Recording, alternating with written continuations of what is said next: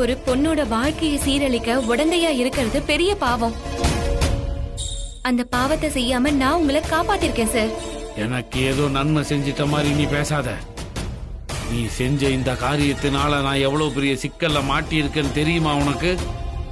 Sir, நீங்க நினைச்சது ஒண்ணு, நடக்கிறதெல்லாம் வேறையா இருக்குல்ல சார். இதெல்லாம் எப்படி நடந்துச்சு, பஸ் ஸ்டாண்ட்ல இறக்கி விட்ட பொண்ணுங்க இங்க எப்படி வந்தாங்கன்னு உங்களுக்கு ரொம்ப குழப்பமா இருக்குல்ல?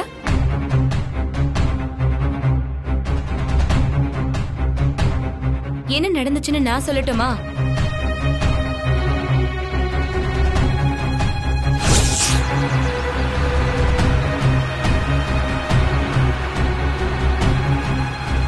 அண்ணா, வண்டி நிறுத்துங்க.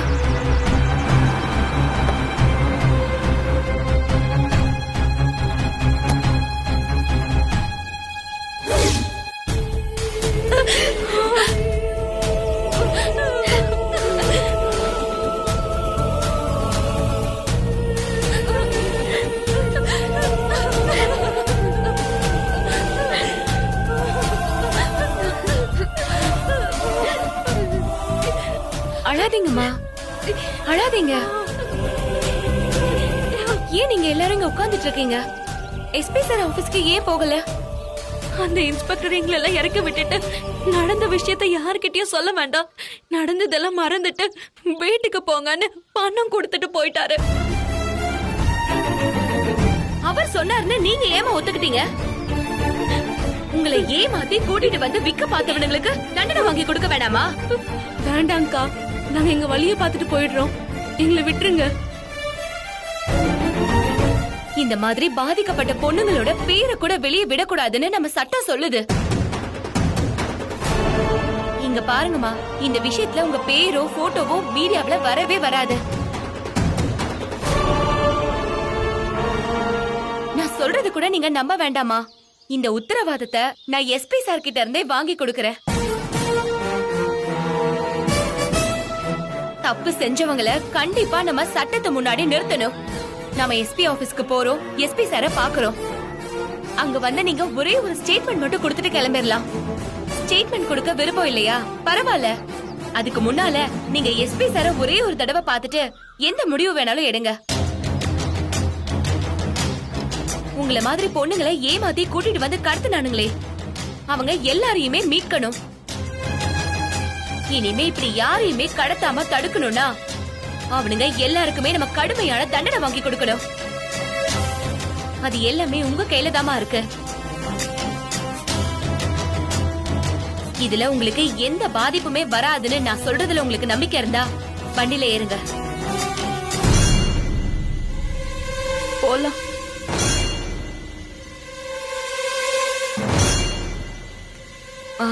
இன்ஸ்பெக்டர் ஒரு தகப்பன் ஸ்தானத்துல இருந்து இப்படியே உங்களை அனுப்பி வச்சிடணும்னு நினைச்சிருக்காரு. அவர் உங்களை இறக்கி விட்டுட்டு போனதையோ நடந்தத யார்கிட்டயுமே சொல்ல வேணான்னு அவர் உங்ககிட்ட சொன்னதையோ நீங்க யாருமே எஸ்பி சார் கிட்ட சொல்லாதீங்க. அவரை காட்டியும் கொடுக்காதீங்க. மத்தபடி உங்களுக்கு அந்த பையனால நடந்த அநியாயம் எல்லாத்தையுமே நீங்க எஸ்பி சார் கிட்ட சொல்லலாம். சரிங்கக்கா.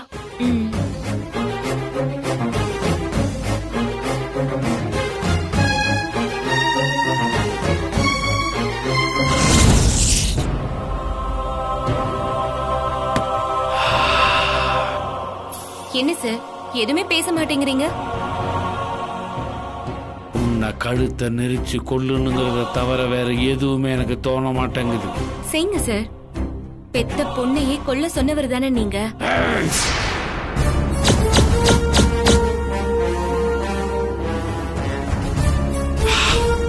பொண்ணா நடிச்சவளை கொல்றதெல்லாம் உங்களுக்கு ஒரு பெரிய விஷயம் இல்ல.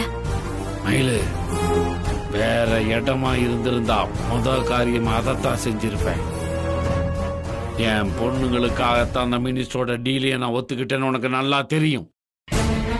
எல்லாம் தெரிஞ்சிருந்தோம் நீ எனக்கு எதிரா சதி செஞ்சு எல்லா ஆதாரத்தையும் மொத்தமா என்கிட்ட கொடுத்துட்டதா போய் சொல்லி என் பிளானையும் நாசமாக்கிட்டல.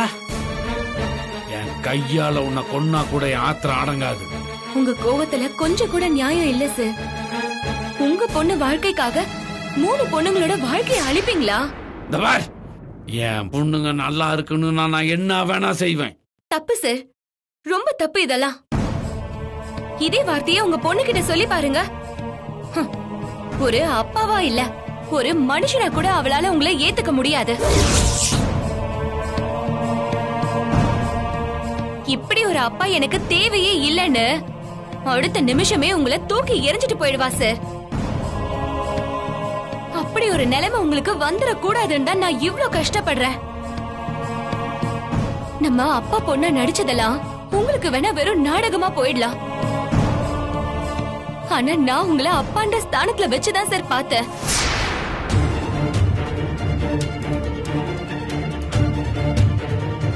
உங்க பழைய வாழ்க்கை பத்தி கேள்விப்பட்டப்ப எனக்கு உங்க மேல முதல்ல கோவம் தான் சார் வந்துச்சு.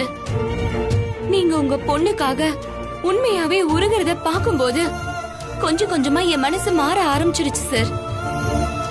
ஆனா அந்த பொண்ணுக்காக நீங்க தப்பான வழியில போறத என்னால ஏத்துக்கவே முடியல. உங்க பொண்ணு நிச்சயமா இதை ஏத்துக்க மாட்டா.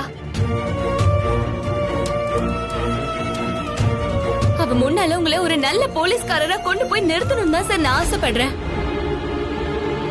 அவளும் உங்களை அந்த மாதிரி பாக்கணும் தான் விருப்பப்படுவா. நான் நினைச்ச மாதிரி நீங்க மாறுற வரைக்கும் நான் உங்களை விட மாட்டேன் சார். என் கட்டுப்பாட்டை மீறி இனிமே உங்களால எந்த தப்பு செய்ய முடியாது. போது நிறுத்து. குருமூர்த்திகிட்டே சவால் விடுறியா? நான் உன் சவாலை ஏத்துக்கிறேன். உன்னால முடிஞ்சா என்ன நீ மாத்தி காட்டு. ஆனா அவ்வளவு காலம் நீ நல்லா இருப்பேன்னு என்னால சொல்ல முடியாது. ஏன்னா நீ மோதி இருக்குது மிகப்பெரிய இடம். நீ செஞ்ச காரியத்தால அந்த மினிஸ்டருக்கு நானும் எதிரி ஆயிட்டேன். காசை வாங்கிட்டு அவனுக்கு நான் துரோகம் பண்ணிட்டதா தான் அவன் நினைப்பான்.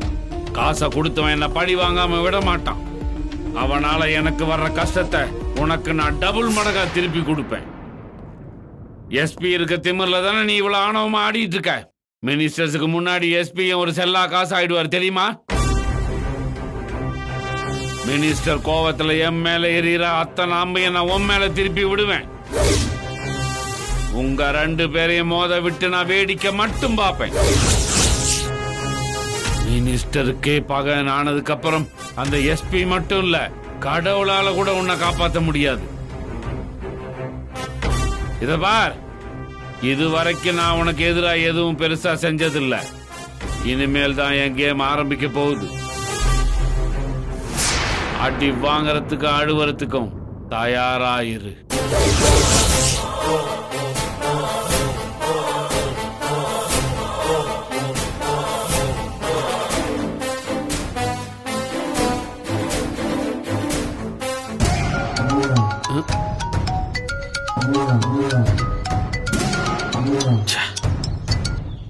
ஹலோ. ஏய், நான் மயில் வாகனம் பேசுறேன்டா. சார், மரியாதையா பேசுங்க. நான் இன்ஸ்பெக்டர். 1 கோடி ரூபாயை வாங்கிக்கிட்டு என் பையனை அரெஸ்ட் பண்ண வச்சிருக்க. உனக்குலாம் என்னடா மரியாதை? சார், அது எனக்கு தெரியாம நடந்த தவறு, மன்னிச்சுக்கங்க. எது மன்னிக்கிறதா? நீ பண்ணது நம்பிக்கை துரோகம்டா. உனக்கு என்ன தண்டனைன்னு நான் அப்புறம் முடிவு பண்றேன். முதல்ல நீ வாங்கின காசு ஒத்த பைசா குறையாம என்கிட்ட வந்து சேரணும். இல்ல உன் உயிர் சேதமாயிடும்.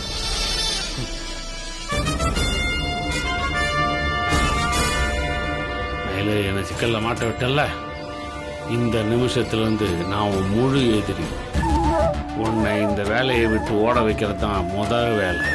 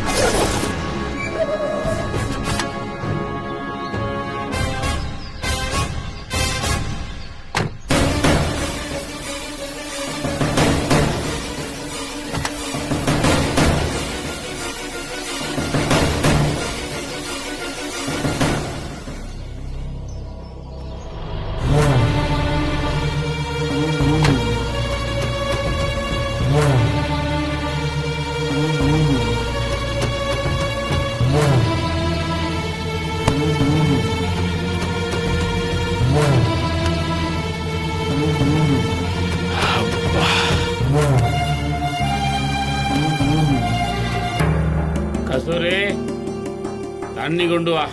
வரேங்க.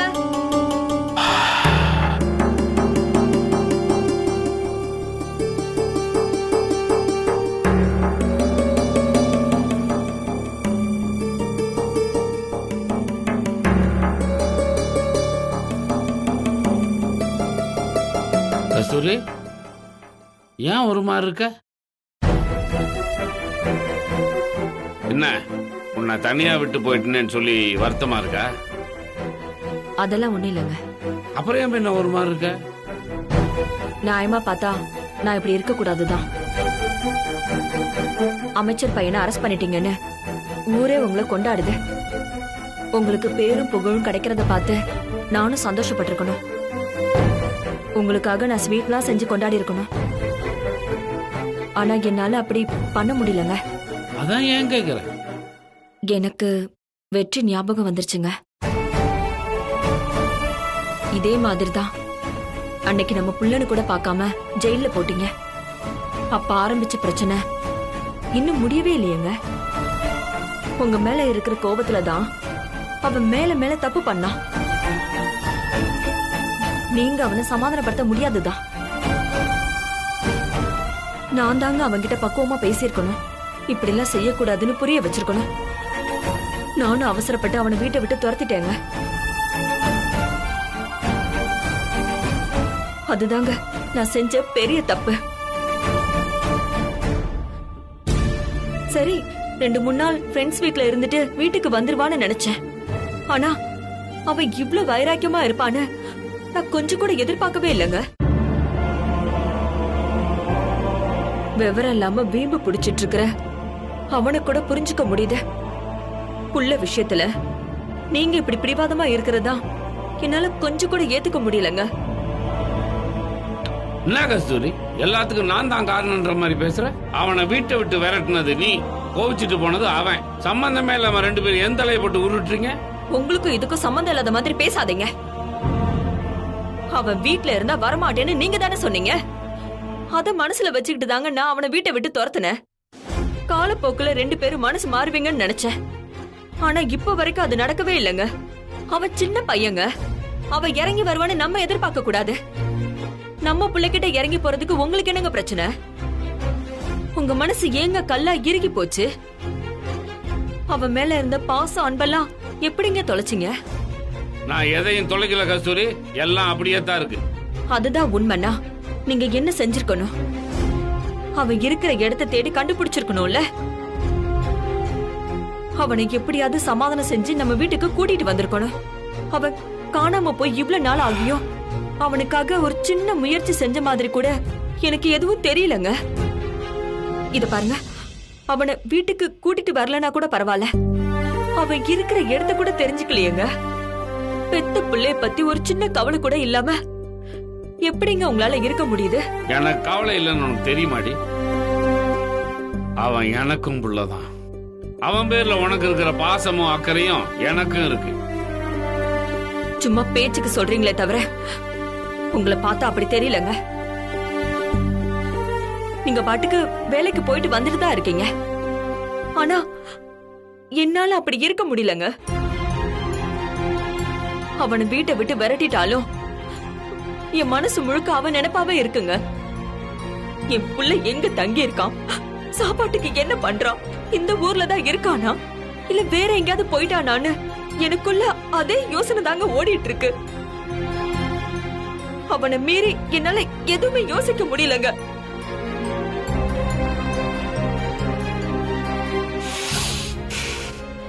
நான் ஒழுங்கா சாப்பிட்டு நிம்மதியா தூங்கி ரொம்ப நாள் ஆச்சுங்க. ஒவ்வொரு நாளும் ஒவ்வொரு நிமிஷமும் நரக வேதனையா இருக்கு.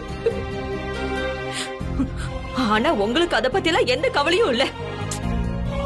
வேலை வேலை வேலை, என்னையும் என் பிள்ளையும் சுத்தமா நீங்க மறந்துட்டீங்க. அப்படி எல்லாம் இல்ல கஸ்தூரி. நான் என்ன செஞ்சிருக்கேன்னு தெரியாம நீ பாட்டுக்கு உன் இஷ்டத்துக்கு பேசாத. எனக்கு வெற்றி மேல கோபம் வருத்தம் எல்லாம் இருக்கத்தான் செய்யுது. அத நான் இல்லைன்னு சொல்ல. அதுக்காக ஒட்டு மொத்தமா என் பிள்ளைய வேணான்னு சொல்ற அளவுக்கு நான் ஒன்னும் கல் நெஞ்சக்காரன் கிடையாது. நடந்ததையெல்லாம் கெட்ட கனவா நினைச்சு மறந்துட்டு அவனை வீட்டுக்கு கூட்டு வந்து பழையபடி நம்மெல்லாம் ஒண்ணு மண்ணா சந்தோஷமா இருக்கணும் தான் நானும் ஆசைப்பட்டேன். ஆசைப்பட்டா மட்டும் போதுமா? அதுக்கு முன்னால நம்ம புள்ள எங்க இருக்கான்னு தெரிஞ்சுக்க வேணாமா? அதுக்கான வேலையெல்லாம் நான் ஏற்கனவே ஆரம்பிச்சிட்டேங்க ஸ்டோரி. அவனோட ஏடிஎம் கார்டு செல்போன் எல்லாம் ட்ராக் பண்ண சொல்லியிருக்கேன்.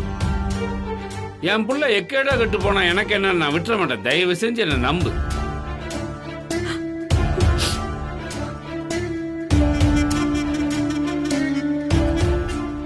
அது எடுக்காத. ஏங்க இது என்ன பேக்? ஏன் தொடக்கூடாதுன்னு சொல்றீங்க? தேவையில்லாத கேள்வி எல்லாம் கேட்காத. உன் வேலை என்னவோ அதை மட்டும் செய் போ.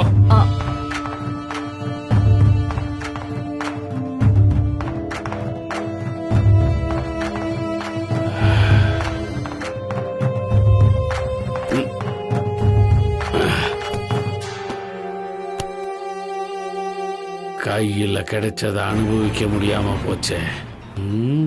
எல்லாத்துக்கும் அந்த மயில் தான் காரணம். விட மாட்டேன் அவளை.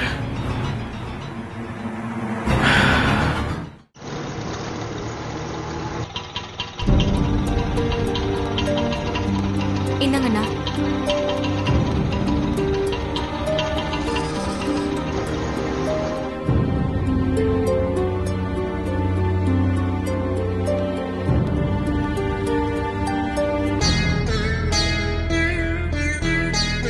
அம்மா,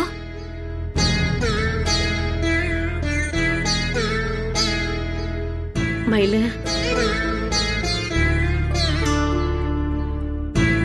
மயிலு, அம்மா,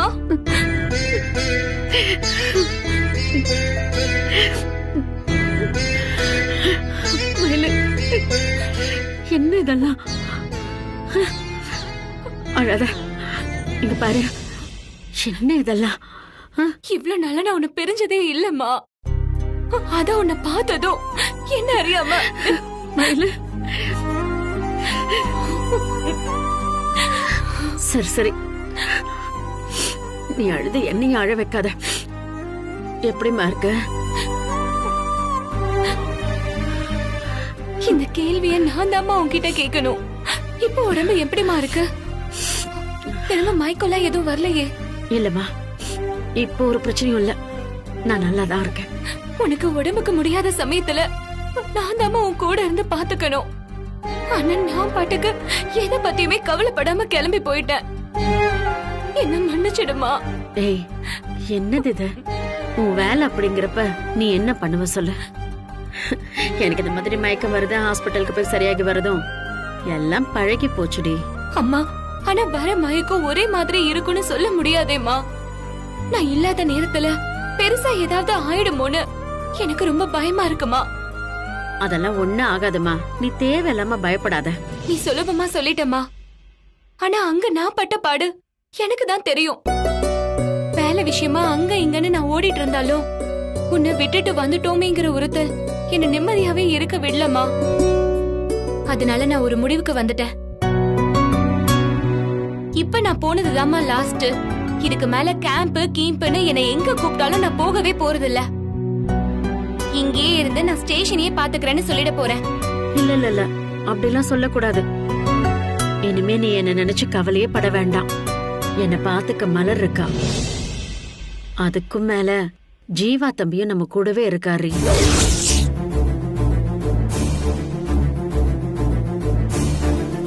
அவரு யாருமா நமக்கு? அவரை ஏமா நம்ம தேவையில்லாம தொந்தரவு பண்ணணும்?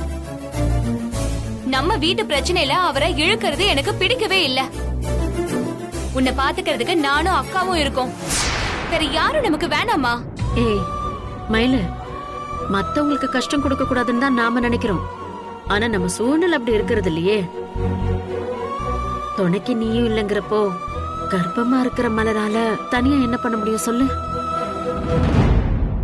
அந்த சமயத்துல தம்பிதான் நம்ம கூடவே இருந்து எல்லாத்தையும் பாத்துக்கிட்டாரு. நான் இங்கேயே இருந்துட்டா அவரோட உதவியை நம்ம எதிர்பார்க்க வேண்டிய அவசியமே இல்லம்மா. உனக்கு இப்போ ஜீவா தம்பி மேல என்ன கோவம்? நீயே அவரை வெட்டி விடுற மாதிரியே பேசுற. அப்படியெல்லாம் ஒண்ணும் இல்லம்மா. அனாவசியமா இன்னொருத்தரையே நம்ம தொந்தரவு பண்ணணும்னு தான் நான் சொன்னேன். தம்பி நம்மள இன்னொருத்தரா நினைக்கவே இல்லடி. இந்த குடும்பத்துல ஒருத்தரா இருந்ததா எல்லாத்தையும் செய்யறாரு. எனக்கு ஒரு புள்ள இருந்திருந்தா நம்ம எல்லாரையும் எப்படி கண்ணுல வச்சு பாத்துப்பான். அப்படிதான் அந்த தம்பி நம்மள நல்லா பாத்துக்குச்சு மயில. இந்த மாதிரி ஒரு நிலைமையில ஒரு ஆம்பளை புள்ள கூட துணைக்கு நிக்கிறது எவ்வளவு தைரியமா இருந்துச்சு தெரியுமா? தம்பி கூட இருந்தா நீயே எங்க கூட இருக்கிற தெம்பும் நம்பிக்கையும் கிடைச்சிடுதுமா. நீ கேம்புக்கு போனாலும் சரி, இல்ல ஏதாவது கேஸ பிடிக்க போனாலும் சரி, எங்களை பத்தி நீ இனிமே பயப்படவே வேண்டாம். சூழ்நிலையை யூஸ் பண்ணிக்கிட்டு அம்மாக்கு உதவி செய்யற மாதிரி நடிச்சு எல்லாரையும் நல்லா மயக்கி வச்சிருக்காரு.